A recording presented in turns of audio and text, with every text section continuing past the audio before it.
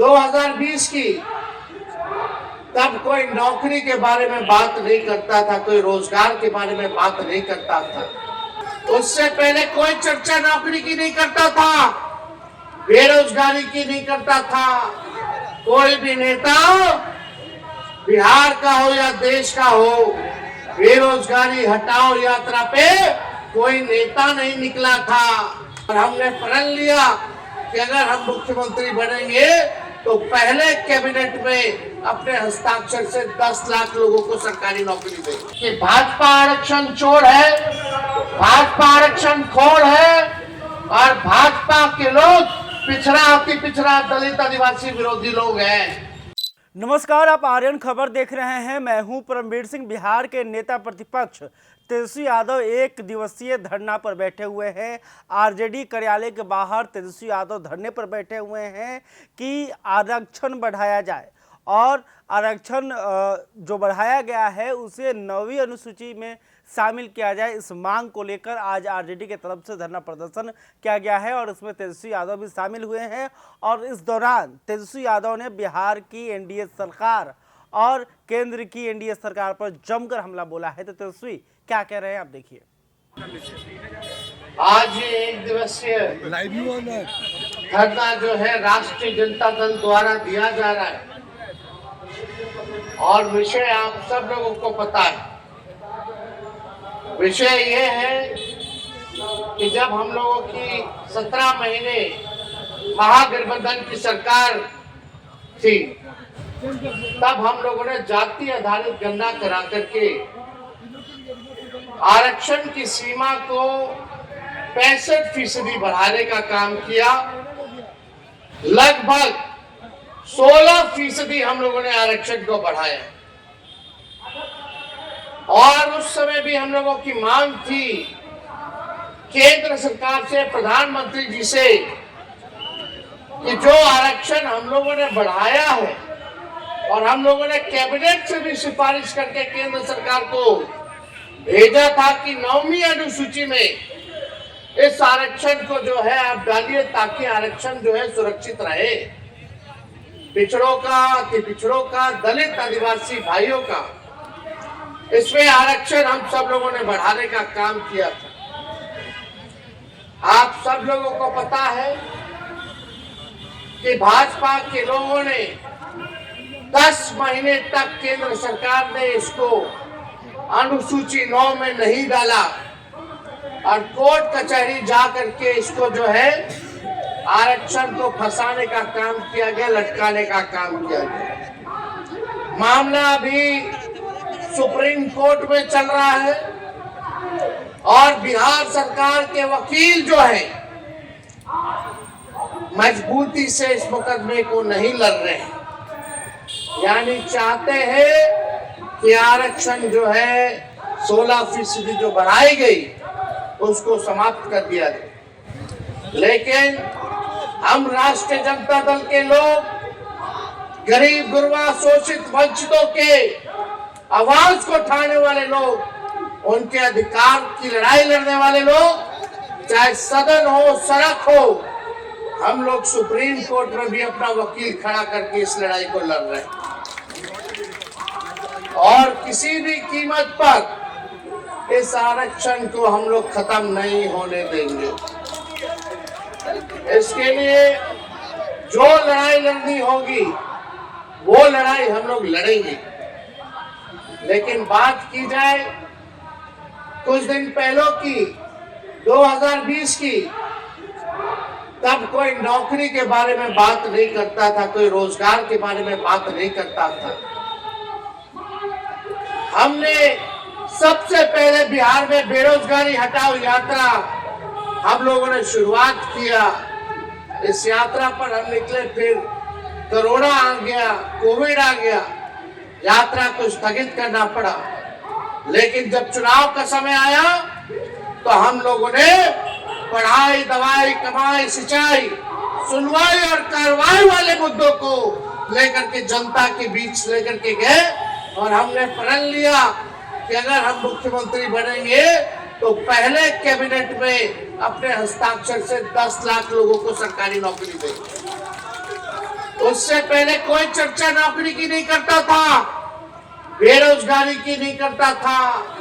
कोई भी नेता बिहार का हो या देश का हो, बेरोजगारी हटाओ यात्रा पे कोई नेता नहीं निकला था।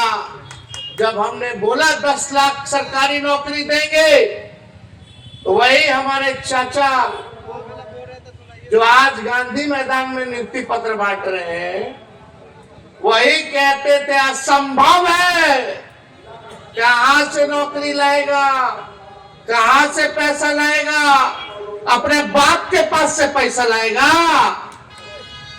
ये उस समय इनकी बात थी।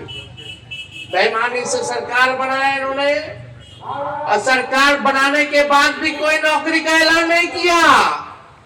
भाजपा के साथ कई साल इन्होंने सरकार में रहे, लेकिन नौकरी के बारे में चर्चा नहीं की। या बीपीएससी के छात्र लोग करें, किसी से भी पूछ लीजिए, कोई उनके सरकार में चर्चा नहीं हुई। हमने अपने सरकार, जब मुख्यमंत्री बोले कि हमारे दल को भाजपा का लोग तोड़ रहे हैं, तो हम लोगों ने लिया एक ही शर्त पर।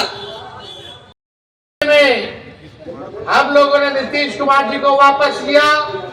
9 तारीख को, 9 अगस्त को हमारी सरकार बनी, और 15 अगस्त को हमने उसी मुख्यमंत्री जी से अनाउंस करवाया जो नौकरी को लेकर असंभव कहते थे।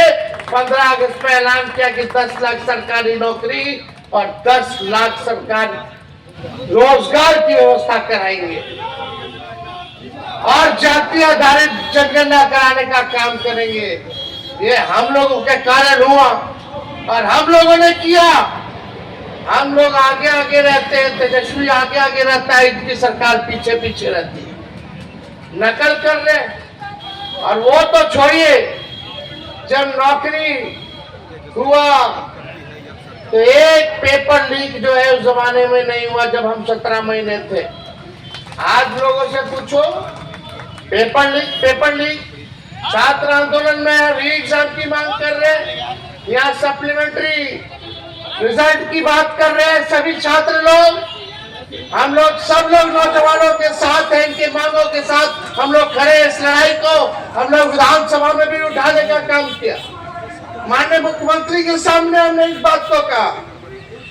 2 बार हमने मुख्यमंत्री को चिट्ठी लिखा, लेकिन माननीय मुख्यमंत्री जी अचेत अवस्था में चले गए। उनको कोई मतलब अब नहीं रह गया बिहार के लोगों से, और बिहार से ना नौजवानों से, ना महिलाओं से, ना बुजुर्गों से, ना विकलांगों से, ना दिव्यांगों से, ना रसोइयों से, ना जीविका दीदियों से, ना आंगनबाड़ियों से, ना आशा से, ना ममता से। इसी से बिहार में उनको मतलब नहीं रह गया। हम तो बोले थे ना बिहार विधानसभा में, तो खाली जुगाड़ में रहते हैं ये सारा चीज।